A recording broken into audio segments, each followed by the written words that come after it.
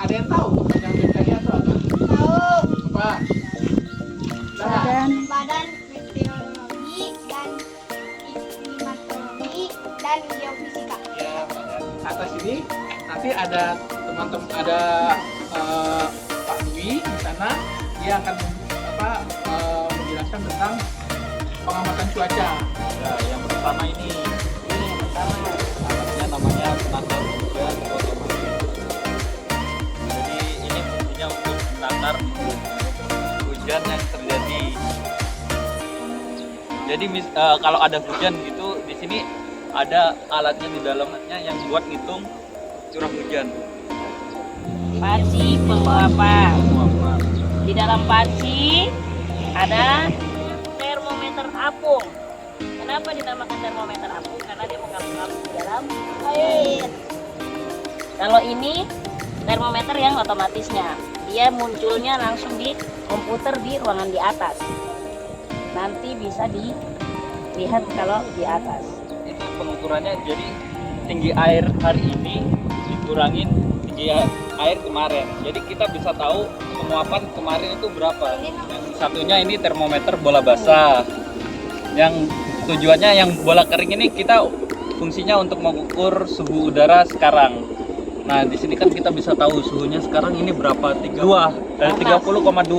Panas ya. Ya, sekarang suhunya 30,2. Nah, di sini juga ada otomatisnya. Yang ini termometer otomatisnya. Jadi di termometer ini sudah mencakup 4 termometer ini. Jadi sebelum pesawat, biasanya kalau sebelum pesawat itu mau landing atau sebelum mau berangkat, pilot harus tahu kondisi cuaca. Jadi seperti ini nanti.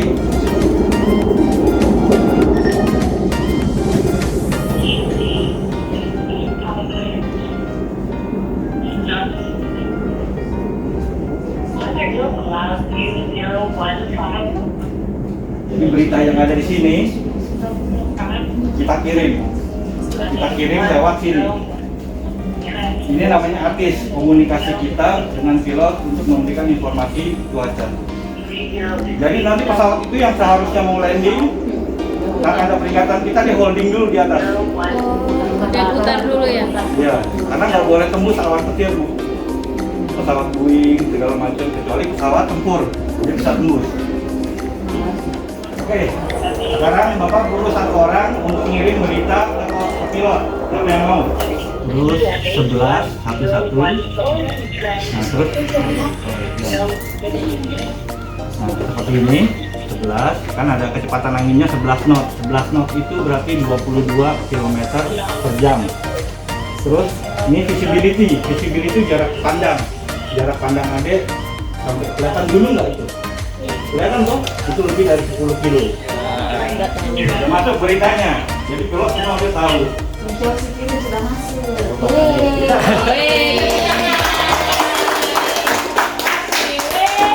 Kasih O, kasih W, wow.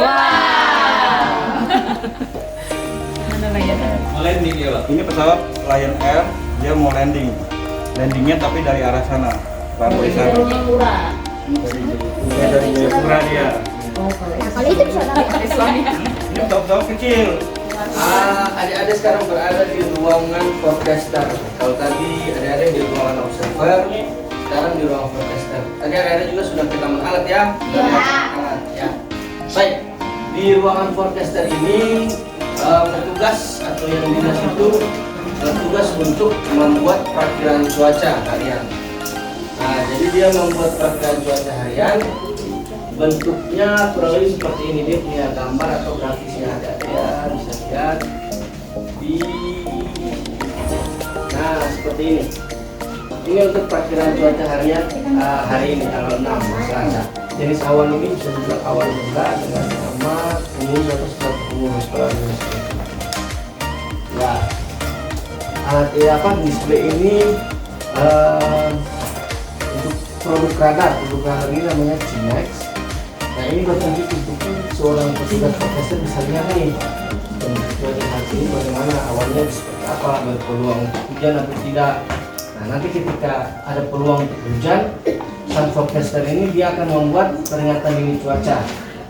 Jadi ketika membuat peringatan ini cuaca, dia akan dikirim di sini juga.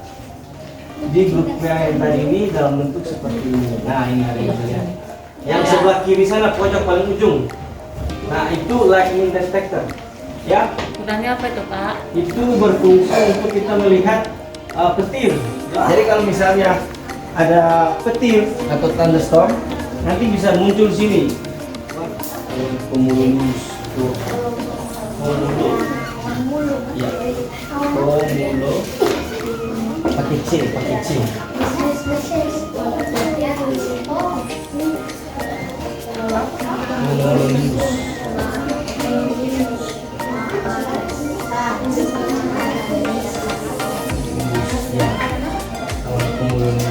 Awal yang bisa menghasilkan petir.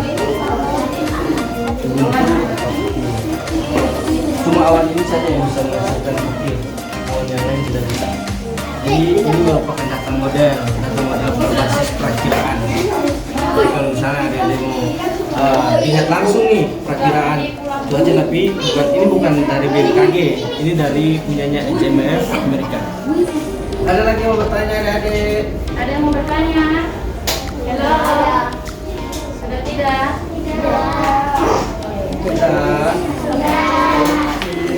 Berarti terakhir di sebelah.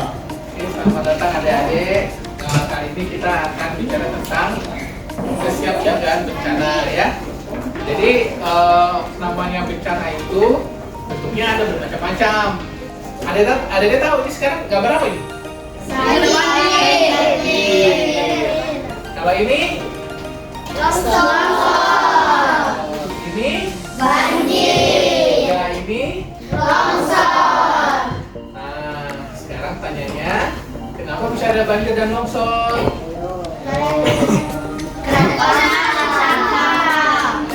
Karena banyak sampah. Terus lagi hujan yang lebat. Terus ini saluran airnya kecil ya. Kalau di Timika itu kadang-kadang hujannya kecil tapi ada banjir di jalan. Pernah lihat nggak? Karena salurannya yang kecil dan lubangnya tertutup sama tanah atau sampah. Ini adik-adik jangan buang sampah sembarangan ya. Kalau banjir bandang, Banjir yang datang secara tiba-tiba dengan volume air yang besar. Banjir besar yang datang secara tiba-tiba meluap mengenai dan mengalir dengan mengakibatkan ledakan besar. ya nggak lihat di mana di TikTok kan, di Ya, Instagram. pernah. Sungai itu tiba-tiba airnya kotor biasanya kan, dan itu banyak apa pohon, kayu, ranting dia tiba-tiba datang, itu namanya banjir bandang. Tapi kalau untuk di kota Timika sendiri tempat adik-adik tinggal itu kebanyakan terjadi adalah banjir saja. Karena biasanya curah hujannya di Timika kan tinggi, hujannya itu kan kalau hujan lebat kan di Timika kan sering kan. Nah itu karena selokannya mampet, akhirnya membuat tergenang air, itu kebanyakan jadi di kota Timika banjir. Pohon. Pokoknya apa namanya dari sebelahnya masih tebal. Nah ini apa nih? Apa nih? Payung terbalik. Iya nih banjir. Terus sampai buminya nangis ya. Karena banyak sampah nih, sampah-sampah nih tuh. Ada hujan banyak sampah, buminya sampai nangis tuh. Nah, jadi apa namanya? Kita lihat penjelasan tadi dari video ini ya. Halo adik-adik, hari ini kita akan belajar tentang banjir. Banjir merupakan kejadian bencana alam di mana suatu daerah kering tiba-tiba terendam air. Berarti terlalu banyak air di mana-mana, bahkan sampai ke sekitar rumah kita. Banjir sangat berbahaya. Air yang meluap tadi bisa membawa serta benda-benda seperti rumah, jembatan, perabotan, pohon, hewan ternak, bahkan manusia. Kadang-kadang menyapu bersih seluruh kota. Secara alami, air itu sebenarnya bergerak dari permukaan tanah yang lebih tinggi ke permukaan tanah yang lebih rendah. Berarti daerah dataran rendah lebih berpotensi mengalami banjir bandang. Biasanya terjadi dalam waktu kurang dari 6 jam disebut banjir bandang. Banjir ini bisa terjadi di mana saja, tetapi paling sering terjadi di daerah dataran rendah yang memiliki saluran pembuangan air yang buruk. Kemudian yang terakhir, nah ini tentang bencana. Materi yang tadi ada di sini semua ya.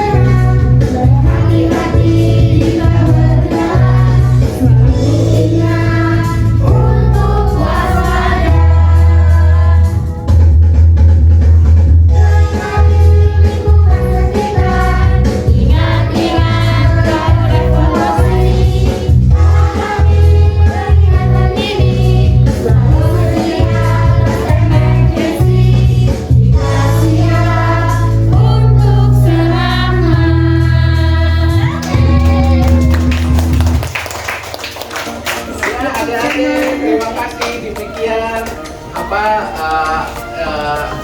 materi tentang bencana ini. Dan terakhir saya mau kasih ini, semoga adik-adik bisa mencari ya, kita mau kasih enak ya. Ya, itu ada slide-nya di bawah. Boleh. Tapi bawa pulang nggak apa-apa. Lihat itu ada namanya apa? Itu contohnya di bawah tuh. Ini apa? Nanti cari ya. Di situ ya. Oh, nanti ditulis nanti.